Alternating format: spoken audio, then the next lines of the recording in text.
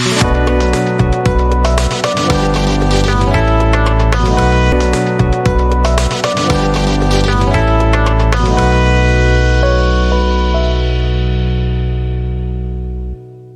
morning, brethren, ladies and gentlemen.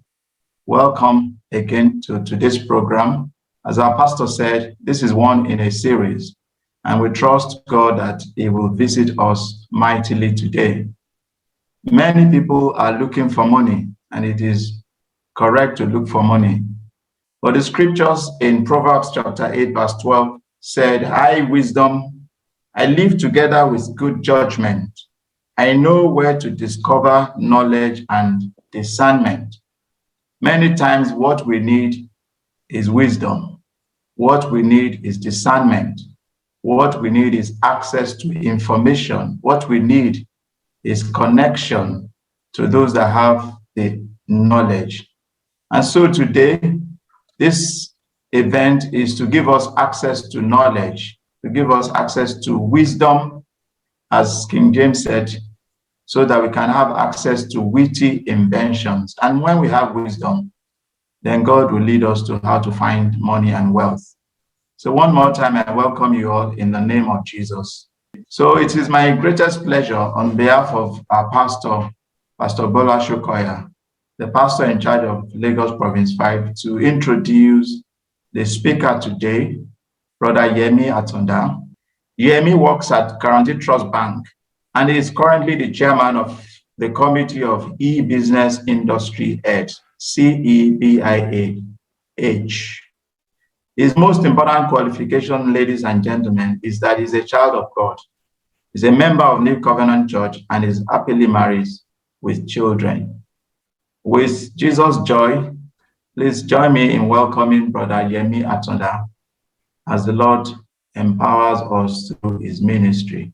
Welcome again, Brother Adeyemi, and we're grateful that you have dedicated time today to speak to us.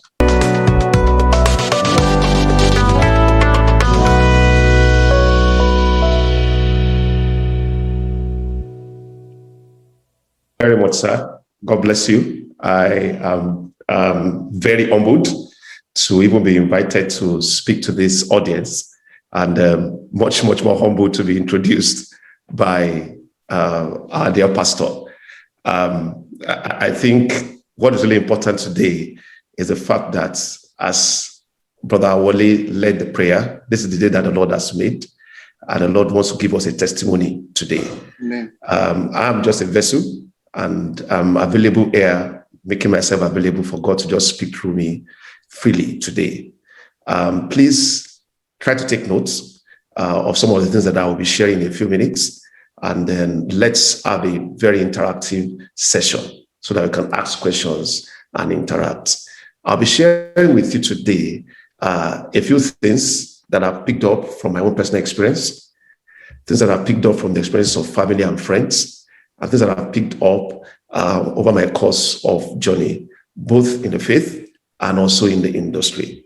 And I want to pick one of the things that Pastor Shokoya just mentioned a few minutes ago, that we should not shy away from talking about wealth in the body of Christ, because our Father owns it. It belongs to our Father. Anybody else that has it today has gotten it, maybe because they obeyed some of the principles that our Father has laid down. And the Father is a very just Father. He will release it to them. So we that are his children should not be playing the backburner. And I think that is the aim of this series of meetings. I think I'd like to share from here, if I'm permitted to. That's for the moderator to just give me some control so that I can be able to flow very well from here. I hope everybody can see my screen. Yes. Okay. I assume so, yes. I want to start this morning. I have barely 45, 50 minutes to speak. Maybe you can stretch a little bit over that. But I want to start this morning by asking a few questions. Of course, my presentation today will be divided into about 5 sections. There's an introduction where I want to talk briefly about the history of work. I want to narrow down on business and how to grow your business. And then I'll bring to us a few case studies that I've encountered in life. And of course, there'll be time for us to ask questions. Thanking so much everyone that has sent out questions ahead of time. I think we received like almost 40 questions. I've tried also to deal with some of the concepts of the questions in my presentation. But if there's anyone that I leave out, we'll try to treat them at the end, and then subsequently even maybe by email, if there's a need for that later on. I want to start by asking the question, and I think this is an open floor. It's an obvious question that has an obvious answer. And the question is, who created everything? If you can chat, fine, drop it in. Of course, I know the regular answer that everybody will give me is God created everything. And that is a perfect answer. So it will not be too far-fetched if I ask you, who created this 100-year-old mahogany tree? This 100-year-old mahogany tree is, I got a picture from somewhere. It's been 100 years old. It's older than many of us on this call. But who created it? Again, I see the answer. God created it. And that is not really where I'm going today. The next thing, look at this beautiful furniture, very exquisite. It looks so attractive. And my question again is, who created this furniture? Before you say God, please think twice. Who created this furniture? I've seen very interesting answers here. Somebody said a furniture maker. Somebody says it's man-made furniture. Yeah, somebody said God, and I still agree. But the point I'm trying to make really is that, I see a very wise answer here. Somebody said God inspired the creator. So, but the point I'm trying to make is this, that most times what God gives us is raw materials. What he expects us to do is to take the raw materials and convert it and add value to it and present it to other men so that we can receive value in exchange. So everything that we see around us today originates from one source, and that one source is our Father. But those things in themselves cannot add enough value to men until other men pick it up, package it, polish it, refine it, and present it for our use. And that's the point I'm really trying to make here. That God does not make furniture. God is not a furniture maker. But God makes the man that makes the furniture, gives inspiration for designing the furniture, and gives the raw material for making the furniture. All that it expects is expected of the man is to pick it up, add value to it, and then you see magic. And I can go on and on. Of course, if you look around where you are today, you see plenty of examples. Even these devices that we're using to talk, if you decompose it, it is God that gave the raw material. But at the back of it, men have added value, and it has become something that is adding value to our lives today. Let me go on very quickly. So I came up with this formula, and I think this is just a universal formula. As I was introduced, I have a background in engineering, so I love to express myself in numbers. So please pardon me, but this is just words, actually. I say that God's work plus man's work equals wealth. Those are the two constants that must always be there. Now, there may be a few variables in between, but these two constants must always come together before we say wealth is created. And you can turn this anyway. If you remove God from it, it will be assumed that man's work is what leads to wealth. And that would be very erroneous. In fact, we'll be going the wrong direction. And that's the basis of all the things that we see that are not right in our society today. Because men think that their hands can make them wealth. Again, if you take man out of that equation, I leave it just as God's work. Fine, I believe in miracles. I'm a product of miracles, personally. But when it comes to this kind of thing, God wants to take you by principles. And he's saying, I will do what I want, what I can do as God, but you must do what you have to do as man. And the combination of the two of us together that produce the results that we're talking about today. So please don't forget this basic principle that God's work plus man's work equals wealth. So the foundation of wealth is laid on the premise of the world. I'm not pretending to be a pastor. I know there are a lot of pastors on this call. So please, pardon me, I just want to share it this way first. But the foundation and the premise of wealth is based on God's word. And everything that man will do today to make wealth is found in the word. All we need to do, and thank you so much, Pastor Sonny, all we need to do is to ask God to open our eyes to see it. One way that God brings wealth to men is through the work of their hand. And I'm talking about the fact that God himself is the one that instituted work. I don't want to read too many scriptures, but I mean, you can take time to read when you have your spare time. If you read the whole of Genesis chapter 1 and chapter 2, you see all sorts of elements of how God started work in that place. Of course, we know what happened in Genesis chapter 1. He created heaven and earth. That was work. Because if you doubt whether he worked, by the time he got to the sixth day, the Bible said God rested. And of course, no man rests unless they have worked. So God worked first. In fact, when he got to verse 31, he said he looked at all that he has created and he saw that it was beautiful. And that's one of my prayer points for us today, that God will help us to create beautiful things. He will help us to work marvelous things. There's excellence in God, and there's no mediocrity in him at all. In fact, anything that is less than excellence can be God. So, work is older than man. Work God's air before us, because God himself worked first. And then work is spiritual. So if work is spiritual, it also gives me the impression that wealth itself is spiritual. That is why even people that are in the world, when they want to make wealth, they consult the spirit.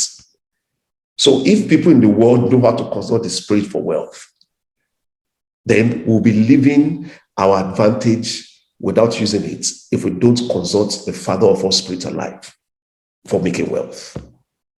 Work is spiritual, wealth is spiritual. In fact, Jesus Christ said, my Father walk and I walk. Again, man was created to continue the work that God started. If you have time, you can read Genesis chapter 2, verse 5. The Bible said that God had created everything, but nothing was growing because of two things. If you look at that verse 5 very well, he said, number one, there was no rain. And number two, there was no man to walk the ground. No man to walk it. So things begin to happen, things begin to take shape, you begin to see results when man begins to continue the work that God has started. He said he planted the Garden of Eden, and then he put man inside. And my prayer to you, for you today, is that God will put you in a work that he has completed, because Garden of Eden was a work that God completed. He just put man there to oversee it. And that's where we are here. We are here to oversee the wealth that our Father has created by first bringing it out of raw materials, adding value to it, presenting it, and then we'll take it from there. Again, God blessed man and then gave him work far before the fall. That's why all that I'm looking at is just Genesis chapter 1 and chapter 2. By the way, personally, I love to start from first principles, because that's the way I was taught in school, to talk about everything, to define everything from first principles. And that's why I'm going to the first principles of how work started. And in the first principle of how work started, God gave work to man before the fall. In fact, before he gave him a wife, he gave him work.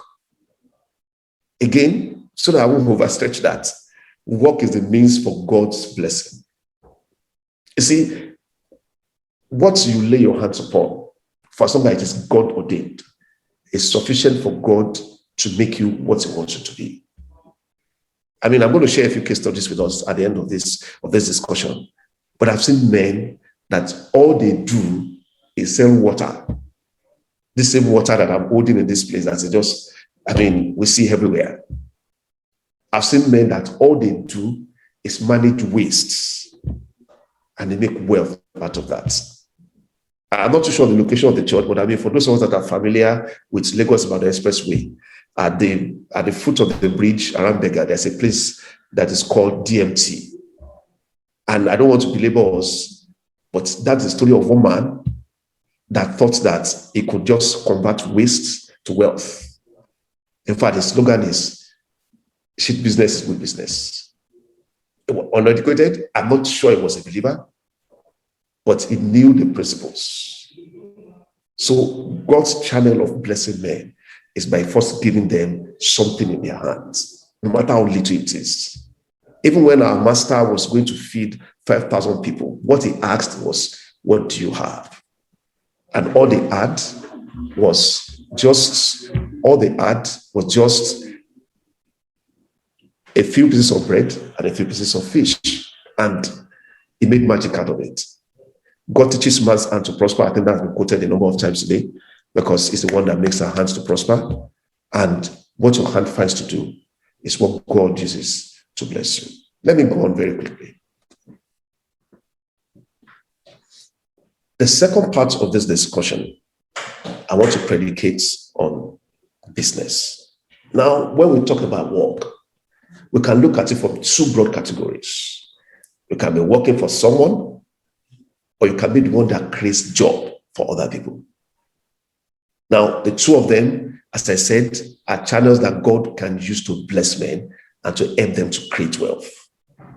But I want to narrow down a little bit on the second part, which is creating a business, starting up a business. And the word business should not be something that sounds too big to us. Business, as I've said at the beginning, is an attempt of man to add value in exchange for value. So anything that you have that you can use to add value is a tool for you receiving value from other men. And if you use it and package it well, value will always follow you. This is just a research that's done that in Nigeria. There are about 41.5 million businesses, small businesses. In fact, if you do the mathematics very well, if there are 200 million people and there are 41.5 million small businesses, it means that there's one business per every 4 or 5 people, meaning that virtually every household has a potential for adding some kind of value that brings value back to them. So, how do you start a business? And I've tried to answer 2 questions in this place that are very, very important anytime a man is thinking of starting a business. First is to choose and to decide what business you want to choose to start. And then the second thing is getting funding for that business. Let me expatiate a little bit more. If you want to start a business, there are 3 things that are important. Of course, I'm trying as much as possible not to give us textbook answers, and I'm trying to make it practical. But even at that, it's important to just lay some of these basic principles. First is to determine what type of business to start. And then you need to test whether that business is even going to survive at all. And then, of course, put in writing the plan to run that business. Someone said whatever is not written does not exist. So if it's not written, it's not, if you have just seen it, and it's not written anywhere, it's not recorded anywhere, it doesn't exist. That's why God spoke to one of the prophets, Habakkuk. He said, write the vision, make it plain, so that those that read it will run. So taking record is important. If it's not written, it doesn't exist. Your idea can be fantastic, but if it's just in your head, it is just there. That's just what it is, an idea. And it can't go beyond that. So to determine what type of business to start, the first is to ask yourself basic questions. And this is where a lot of us need to start from, even on this call, to ask ourselves basic questions. If I want to start a business, where do I start from? Question you can ask yourself is there a niche that you're passionate about? Is there a problem that you're trying to solve? In fact, if something is a problem for you, chances are that it's a problem for a lot of other people. And if you can solve that problem for yourself and apply the way you solve the problem for yourself to other people, you will get a reward for it. One of the instances I'm going to share at the end of this is the case of one lady that moved into a new area and discovered that she has a husband, she has a son, and every time they need to cut their hair, they need to go a long distance and then go and join a long queue of people because it's a new area, it's a developing area, all of these areas around New Lagos. And so she said to herself, what can I do? If only to even solve the problem of her husband and her son. She said, okay, we need to start a barbing salon somewhere around here. And she just put something together. She's a lady, not even a man. Put something together, a small place, got somebody that knew how to barb from somewhere else in Lagos. I said, come and start this thing. And today, it's a cottage business, but it's something that is thriving. In fact, she's already thinking right now of starting a second one in that same area because the first one is already overwhelmed. In that first one, instead of just recruiting one person, she's looking for one more person in that place and thinking of another place in the place. So is there a niche that you're passionate about? For someone else, their niche that they're passionate about could be food. They love to cook. And they love to see people eat good food. Yesterday, one of my colleagues was telling me in the office of one young guy, maybe about 22, 23, and his fiancée. They live on the same streets. They are from one part of the world where they know how to cook very well. I don't want to mention names in this place. And the guy knows how to cook. So all he now does is he goes to Instagram, puts up his profile on Instagram, talks to his family and friends that they can order lunch and breakfast. So you order the previous day, but the next morning you deliver it to you in the office. And it's making good money. Very simple, straightforward things. As I said, I don't want to give you textbook responses today, but these are just practical things I'm bringing. So apart from that, are you looking for a business that you are actively going to work on or just on your own or just own? Let me explain this a little bit. For some of us, we work 9 to 5. And because you work 9 to 5, you can't sit down, you cannot run another business. That's the conflict of interest. So is it something that you can just set up by the side unless someone has been running for you, or a business that you want to fully sit down on by yourself? Basic questions to ask when you're thinking of what business to start. Do you have an hobby? For some people, their hobby is keeping dogs. They love to read about dogs. They love to talk about dogs. That in itself can be the springboard for a business. I have a friend that used to have a male puppy. A puppy mill rather, a place where he raises puppies. And when he sells one, it's in hundreds of thousands of naira many times. So just from an hobby, converting it to a business. Again, basic question you can ask yourself: what's a problem that is around me that I can solve? And the more you think of it, the more you find a solution to it, the more value follows you. Sorry, I've been swinging between industry and Bible from time to time. But look at the story of Joseph. How did Joseph become a prime minister in Egypt? A slave boy becoming a prime minister. What happened was that God created a means for him to be able to add value to a king and add value to a nation. And automatically, it was impossible for value not to flow in this direction. And I can say here very boldly that from time to time, God is still creating ways and means for his children to add value. All that we just need to do is to ask him to open our eyes, and also for us not to despise this of little beginnings. After you have decided what kind of business you want to start, the next thing is to say, do I even have a market? But to know whether you have a market or not, you need to do a little bit more work, conducting a little bit of maybe a market survey.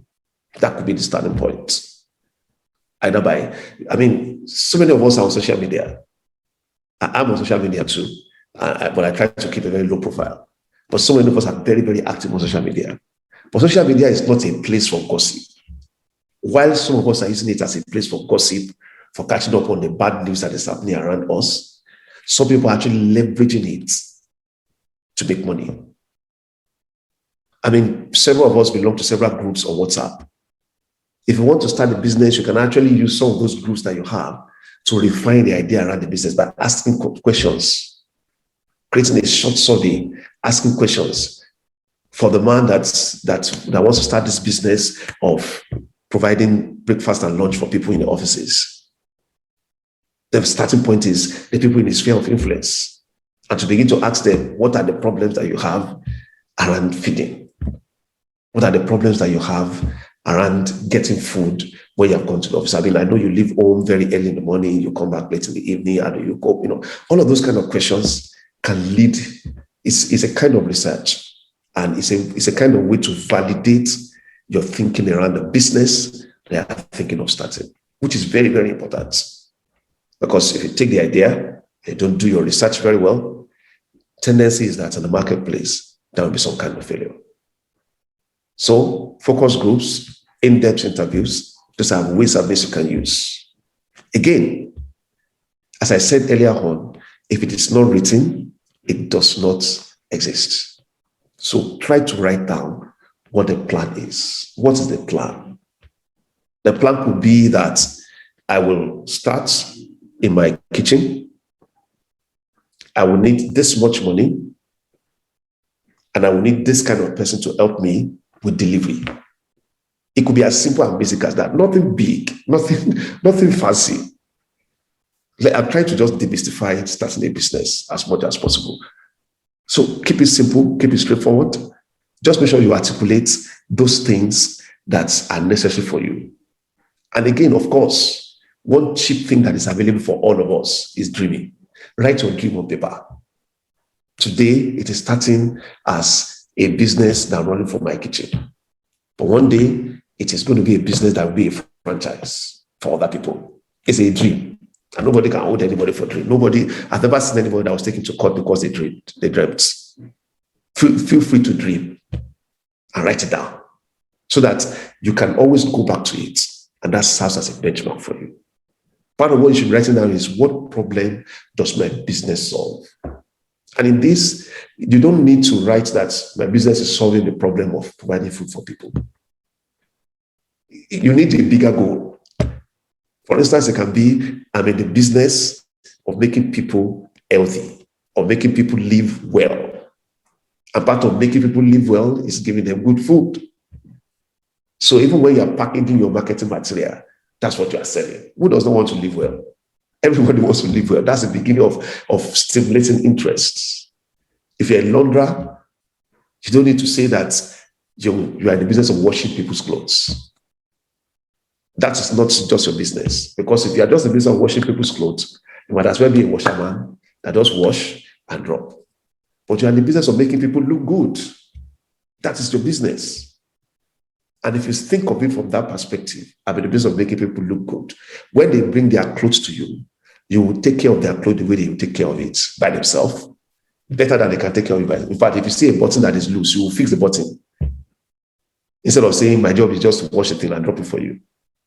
And if you do those kind of little things, it stands you out, attracts more people to you. So what problem does your business solve? Write it down. What does your business do? Make a list of your target audience. So I want to start this dog business. How many people around me do I know that own dogs? Or how many people do I know that talk about dogs? By the way, disclaimer, I don't have dogs. So what I'm just using that as an example. Or how many groups can I join on social media where people are talking about dogs? By being in the midst of those kind of ways, pick up new ideas, pick up new connections, pick up new target markets. Again, part of what to write down is, what is the strength of your business? What strength do you have? Your strength is what you are able to do, what you are good at, what you are strong at. Your weaknesses are things that you cannot do well. And a business, the things you can't do well, you outsource. You get someone else that can do it better than you. So your own business is how to cook. That's what you know how to do. You don't know how to ride a bike to deliver the food to VI and Lekki and Ikoyi. So what do? Get someone that can do that. But it's in writing it down that you can see that this is a weakness that I have. The opportunities around. And then, of course, the threats in the environment. Write it down and think of how to solve those problems even before you start the business at all. One last thing that's important for you to write down in your business plan is financial plan. And I'm going to talk about that a little bit in a bit. List all the costs that will go into this business, up to the cost of the transportation that you will enter to go to the market where you're going to buy the ingredients for the food that you want to prepare, up to the cost of the power that you will use, the gas. Write it down. Because businesses begin to fail when people blindside themselves about the cost that goes into running that business. So write down every cost, beginning with everything and then making sure that everything is intact that way. The next question to ask is, how do I fund this business? And of course, it goes without saying that capital is the spirit and soul of businesses. When there's no money, businesses fail. Beautiful ideas will fail. I have examples. I have personal examples when there's no capital to support it and to drive it. So again, about when people have crossed the order of what business should I do, the next order where a lot of people also drop off is, how do I get money to do it? And as a personal principle, I love to think of solving a problem in little bits, because the only way to eat an elephant is not to swallow it, but to cut it in bits. So again, when we look at funding, we need to look at it in that very, very, very basic way. Maybe I'm oversimplifying some of these things, but as I said, I just want to make it as practical as possible. So how do I get funding for my business? I listed some options in this place. The easiest, most fundamental, universal option is to bootstrap your business. What's bootstrapping? Bootstrapping means starting with what you have. It could be something that you have gathered from personal savings over time. It could be something that your family members are kind enough to give you, or your friends are kind enough to just give you a leverage to start. But bootstrapping means that you will use your strengths and energy and existing resources as much as possible, and then get funds either from yourself or friends or family to augment it. When you're starting a business, it's not the time for you to think of recruiting 5 people. One person to go to market, one person to go and buy gas, another person to stay in the kitchen. You can do everything by yourself to start with. So all of those things are things that you should put your own energy into so that you save costs. So the things that you can't do by yourself are the things that you look for funding for from family and friends. If you come to me with a business plan to say, I want to start, sorry, I'm using this example of supplying food. I want to start supplying food to people in offices, but I need 1 million naira. Where do I start from? Where do you want the person that you're talking to start from? But if you tell them, okay, even though this is a cost, but I've reduced the cost because I will do this by myself. And then what's needed now is just maybe about 200,000 or even less than that to start with.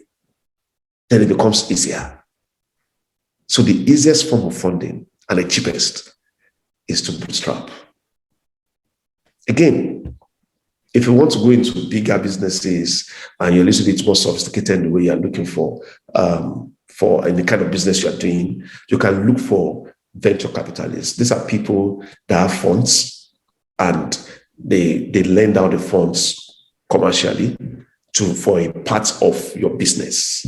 So in starting the business, they're saying, okay, you need 200,000 or you need 1 million naira. But don't worry, I will make available 800,000. But that means that I own maybe 40% or 30% of your business. So they are not directly involved as partners, but they are part owners because they have put funds down. This will only be necessary. I will only advise this after a business has gone through a particular phase of growth. Or otherwise, you'll be selling yourself too cheap. Because even you yourself, you don't know the full capacity of the business. I don't want to mention names on this call, but of course, we have seen businesses that in their infancy, they had not grown to a particular level before they sold out. Now the business has grown really big, and the owners, the original owners of the business only now own a very small part because they have sold out everything else at a very early time. I know people who have a few questions around this. We have time to handle it. So getting investment from venture capitalists is one more way to fund your business. Again, of course, that's only for larger businesses and businesses that want to scale to another level. Fancy ways that people are also devising these days is things like crowdfunding. Crowdfunding is a situation where, there are a number of sites that do that today, where you submit your business idea to a particular portal. People that relate with that business idea will put funds down. They don't really own too much of the business, but just put funds down. And if somebody puts 100 naira, 1,000 naira, somebody puts 20,000 naira, put it together. The people that own the platform will help you to also jumpstart, release the funds to you at the right time, and then you can begin to grow your business. Again, I don't recommend this until you have also grown your business to a particular stage. But again, it's a means of funding. Coming back to more traditional ways, getting a loan from a financial institution. And I'm putting microfinance providers in this situation because, most times when we talk like this, we talk about starting a small business. Of course, you could go to the bigger banks after you have also gotten to a particular stage. But microfinance banks are actually formed and started to be able to provide those kind of small take-off grants. A word of caution on loans generally. Make sure that you don't take a loan that is not properly matched with the flow of your business. So this one has to be done with a lot of guidance and care. Product pre-sales, I'll skip over that. It's not really too common around here, but it's a means of getting people to own some of the products ahead, even before you begin to produce. I want to talk a little bit about cooperatives, and let me pause there a little bit. I feel personally about cooperatives because I've been involved in a number of them. I've been involved in setting up some, and I've been involved in some over time. You see, cooperatives, when we were growing up, for some of us that our parents had those kind of background, my own mother used to be a teacher for about 35 years before she retired. And she used to talk so much at that time about cooperatives that they did in school. And then she would come home with all sorts of stories of woe, of how somebody collected money from the cooperative, they didn't pay back, everybody's money is lost, blah, blah, blah. But over time, there's been some more structure put around setting up cooperative societies. Even right now, it's actually managed and governed by state governments. So if you want to start one, you just need to get like 10 people together, minimum, approach the Ministry of Commerce, obtain some forms, fill the forms, they register you, and then you start. And what do cooperatives do? People put their savings together so that at the right time, people that need money can borrow out of those savings and repay with interests. And in this same country, I've seen cooperatives that grew from almost zero to controlling tens of millions, hundreds of millions. And this, in fact, recently I was opportune to be in Kenya, and I saw what people are doing with cooperatives in that place. Cooperatives that are run almost like a bank. Small savings from everywhere put together becomes a lot of money when some other people can also come borrow out of it, pay back, and then use that to grow your business. Before you go for a microfinance loan or a bank loan, if you belong to cooperative, I think that's one way that you should first check to get cheap funding, because their interest is not usually too high. So these are some ways that you can use to get funding for your business. I'm mindful of time, so please let me just jump a little bit. And Sister Ibe, when I'm taking too long, please just let me know so that I won't overshoot my time. So the next part of this discussion is how to grow a business. Now you have selected the business out of a list of whether you're partial or a problem that you want to solve and all of that. You have articulated the way you want to run the business. And then you have also decided to explore some of those options of funding the business that I spoke on before. So your business is about to take off now. How do you grow it from zero and then to the level that you expect, the level that it can begin to support you very well? So business ideas are fantastic, but again, we must have a way of growing it from level to level. Time will not permit me to talk about the law of progression, but in life as a whole, even God has taught us a law of progression. That is, little things can become very big. But little things become big when we grow them, nurture them, and give them the right kind of ingredients that's necessary for growth. So again, your business can be small when you're starting, but know fully well in your heart that it can also become big over time. Note that word time. Time is very, very important in growing business. You must give it time. Patience is very important when you're growing business. So a few practical tips. And I start by talking about social media. See, technology has made it very, very easy. In fact, it has become a leveler. Both the big company and the small company are on the same level when it comes to social media. Technology is a leveler, and it has made it very, very easy for businesses to grow.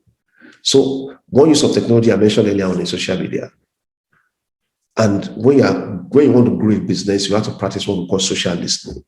Social listening has to do with not just randomly joining groups or randomly joining chat rooms, but selectively joining the teams and the groups on social media that are talking about the kind of thing that is of interest to your business.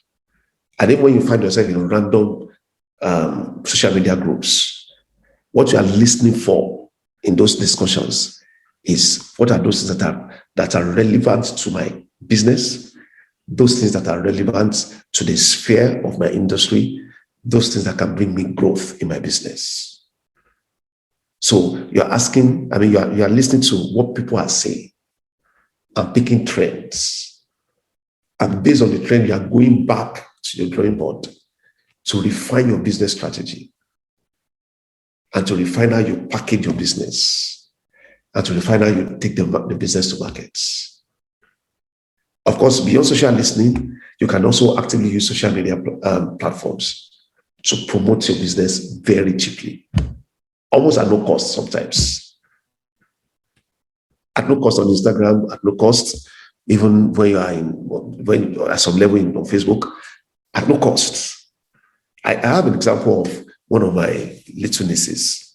She just finished from university, waiting to go and serve, and she was thinking, what can I be doing? I can't be asking daddy and mommy for money all the time. Meanwhile, she likes jewelry. She likes to wear earrings and all of those things. So right from school, her friends will be asking her, where did you buy this thing from? She say, my mommy bought it for me. And sometimes she saw it somewhere and then she bought it. And over time, some of her friends will say, can you sell this thing to me? In fact, some of the ones that she asks, that she's doing by herself, they're willing to buy it. And the kind of amount they put on it is ridiculous. So for things that she bought, maybe less than 500 naira, somebody will say, I can pay 2K for this thing. So while she was waiting to go and say, this thing that everybody is admiring my earring and my bangle, maybe it's a way for me to start. And she also sees people talking about it so much on social media. So what she now does, what she started doing was that she will go to, and that's one more thing about growing businesses. It is important for you to buy your material from the right source. Because people say things are expensive in Lagos, but things are expensive in Lagos if you don't know where to get what you need. For instance, apology to women, if you always buy your groceries, if you always buy your ingredients from a supermarket, you buy without stress, but you buy expensive. But if you go a little bit further, maybe into by 12, I hope that's what they call it, right? And you go and buy in the place, you buy lower. So what she now does is that she will come all the way from Ibadan and she will go to Atanda trade fair and go and buy those trinkets. Very, very cheap stuff. Some she'll buy at 200 naira, some will buy at 500 naira.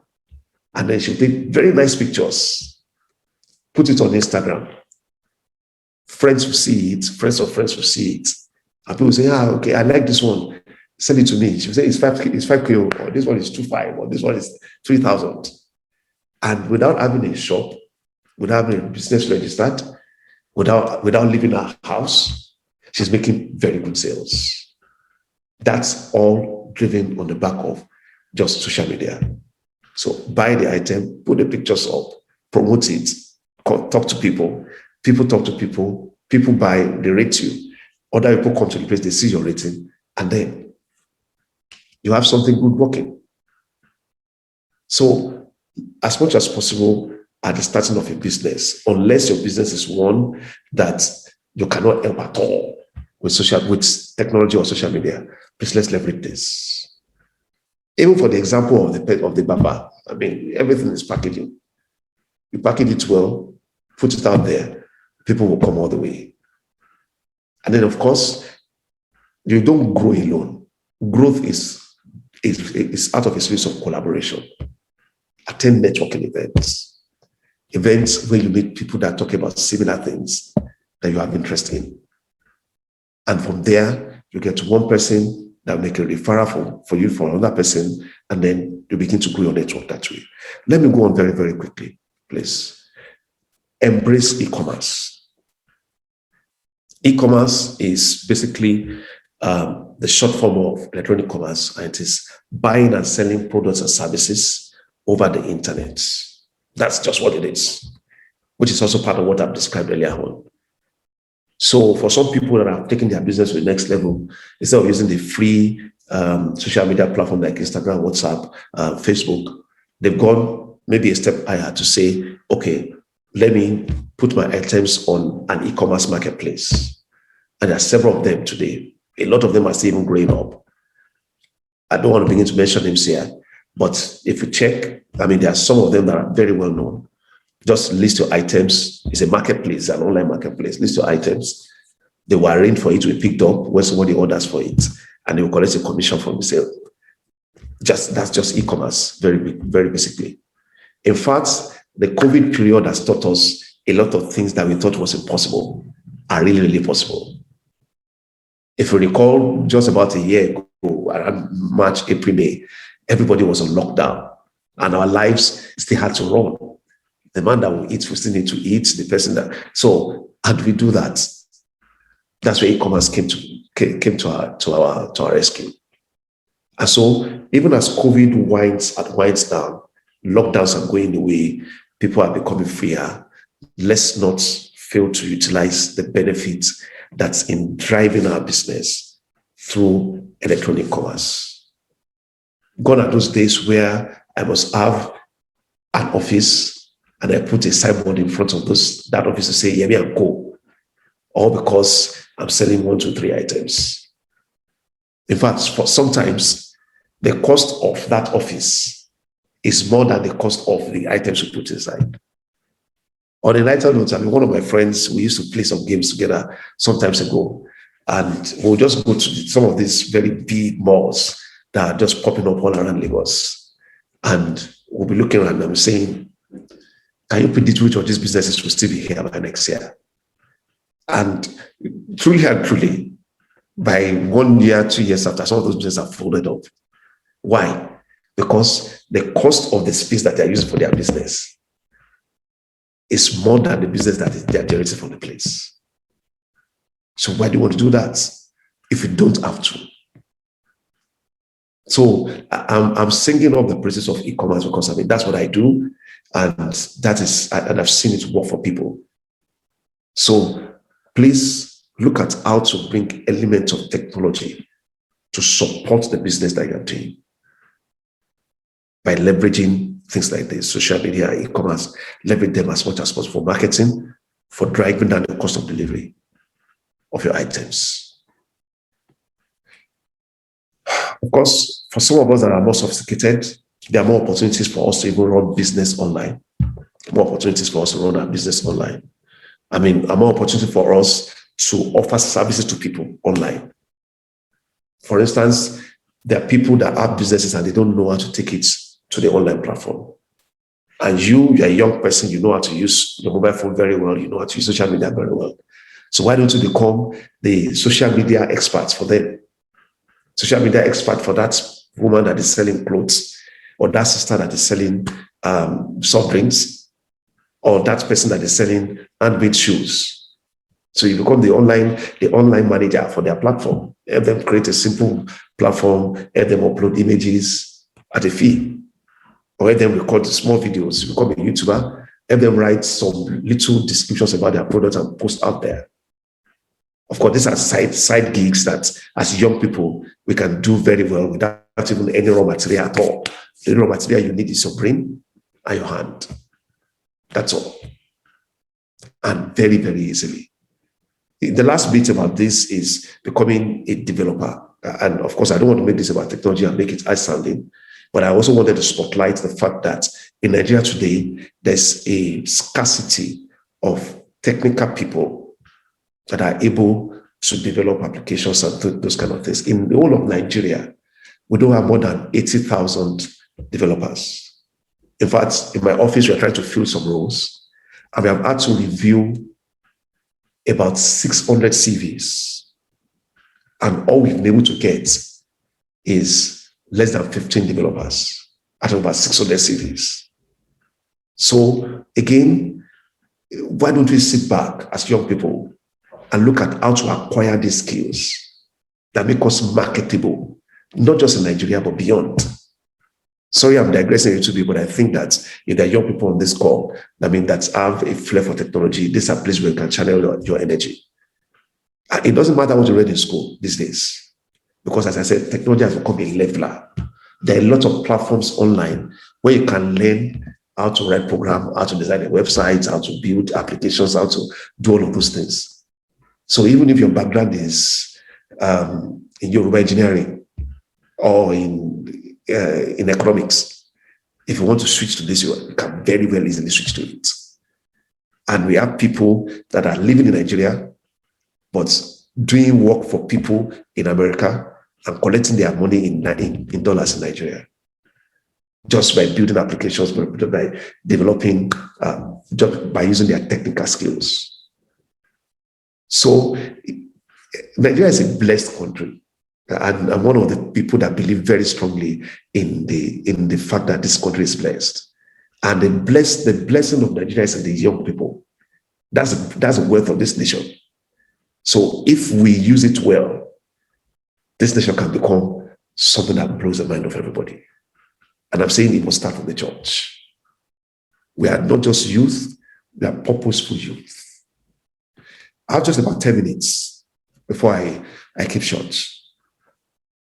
Yeah, so let me talk about a few case studies. I think I mentioned a number of them in passing, but let me just narrow down. Now, these are real people, but because of the nature of this program, I can't use their names. But these are real people, these are real stories. So I didn't just think them up. These are people that I know very well. For instance, Brother Matthew graduated from OAU, to tell you how well I know him. And when he was going to start, he ran pharmacy in OAU from a very rough background. I mean, parents didn't have money. He practically sponsored himself through school. Some of us that went to school about 10, 15 years ago will be able to relate with this. Not these days where our children just go to school and we're the ones that are paying the fees. This Brother Martin I'm talking to you about was from a very poor background. So he came out, brilliant person, came out from university, wanting to start his life. Picked up a few rough jobs, as all of us would normally do, teaching here and there to just raise some money, blah, blah, blah. But being an enterprising person, decided to say, okay, as I'm making small money, let me saving it up. At some point, he said, okay, let me start a small medicine store. This is my career. This is what I do. And gradually, over time, he located a place that was very close to a very densely populated area, somewhere around Echigo. And he started there, one small place. But when people come, the way we address them, they know that, okay, this one is not just a chemist. This one is a pharmacist. And then over time, people started flocking it, small by small, bit by bit. And as he was making small money, he was plowing it back into the business. Over time, around that area, other pharmacists like himself, that they graduated together and all of that, they formed a cooperative. Again, I'm talking about cooperative. They formed a small cooperative for pharmacists alone, about 10 of them. And they started putting their money together. So when one of them would need money to expand his business, he will come to the place, borrow, repay it back. And of course, they grew that cooperative, and he also used that money from the cooperative to also grow his business. And as he's growing it, he's adding money back into the business. At some point, it became trusted enough for the pharmaceutical companies to give him credit. So they tell him, okay, go and sell, bring money back, maybe after 20 days or 30 days. That was another boost for his business. And he got that boost because, of course, they saw him as a person that was turning around volume and was a person of integrity. Over time, he upgraded to selling in wholesale on the back of growing from small. And then from selling in wholesale, right now, he's thinking of starting a pharmaceutical company by himself. In fact, I think he's already constructing a big pharmaceutical company, all from just growing consistently. So again, brethren, I'm telling you that there's resources and money in this country.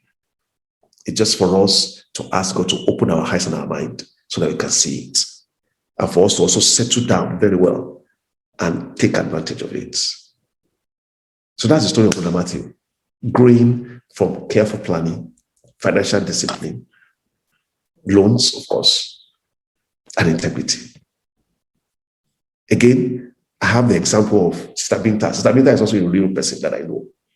I know her personally. But of course, this is not her real name. Uneducated, single mother, believer. All the people I'm sharing their story are people in church. I'm not sharing the story of anybody who was out there. All of them are in church. So, single mother, uneducated, the husband is late, couldn't raise the children. So, I mean, the pastor in church advised her, Sister Binta, what can you do? So, anything you can do will help you. Said, okay. She's not skilled. So, said, okay, let me start selling pepper in bits and pieces in the neighborhood. So, in front of her house. From selling small pepper, of course, pastor was also following her up. I think they had someone in their church that was also following her up to be guiding her and all of that. And putting money aside small by small from the sale of ordinary pepper that all of us would just look at. She said, over time, she discovered that, okay, if she goes out of a neighborhood to buy the pepper that she wants to sell, she can actually get at a cheaper rate. So she started coming all the way to my 12. And she'll buy bulk. By the time she gets to our area, other people that are selling pepper in our area, she now becomes a supplier to them. They come and buy to go and resell. Gradually, like that. Over time, of course, she added a little bit more to the business. Somebody that buys pepper will also need to buy granite oil now. Started selling granite oil by the side. Over time, I mean, little by little, small discipline, a lot of planning. Right now, as I'm talking to you, she has a depot where she sells granite oil, all just growing gradually like that. Again, I mentioned the law of progression. Don't think that you will start or you will not start until you are big. Start from where you are. Start with what you have. And if you plan it well, God blessing you, you'll become big. Don't forget my equation at the beginning. It is man's work and God's work that makes wealth. So if it is pepper that you can sell, for as long as God's hand is on it, you will be surprised how wealthy you become over time. Sister Binta, another person that I know very well, Sister Monday. This one went to school. She's unemployed. Well, at some point, she got tired of looking for those. Okay, what can I do? Of course, I mean, she had gotten married. They sit down at home, raising her children. She lives around Oshodi, Solo, very densely populated area where power was a problem. So she said, we have to start somewhere. And when she was telling me her story, even me, I found it difficult to believe. She started with 1,005. 1,005, she got someone to create this funny carpenter stuff where there are plenty sockets. She has a small generator, use some money to buy fuel into the generator in front of her house because it's a densely populated area where people go come. There are a lot of people that are selling stuff there. People will come and submit their phone to her to let them charge. And she will charge them 15 naira, charge them 100 naira. So very rough story.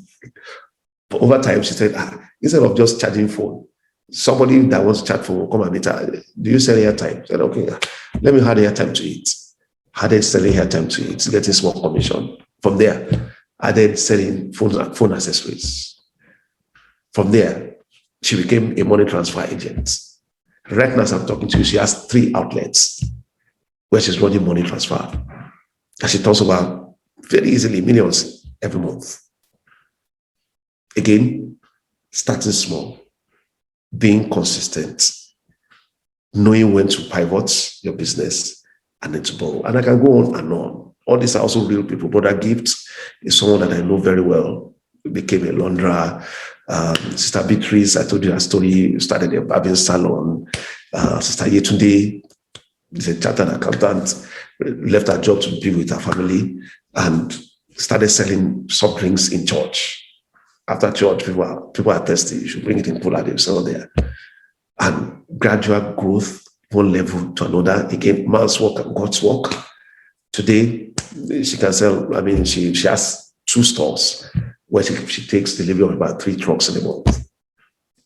Like that.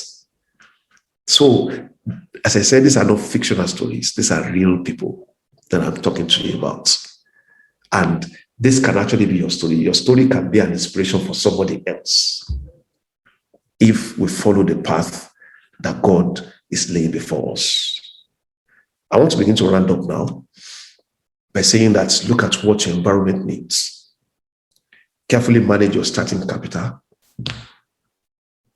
Grow with cheap debts as much as possible at the right time. Expand into adjacent businesses that have relevance to your business over time.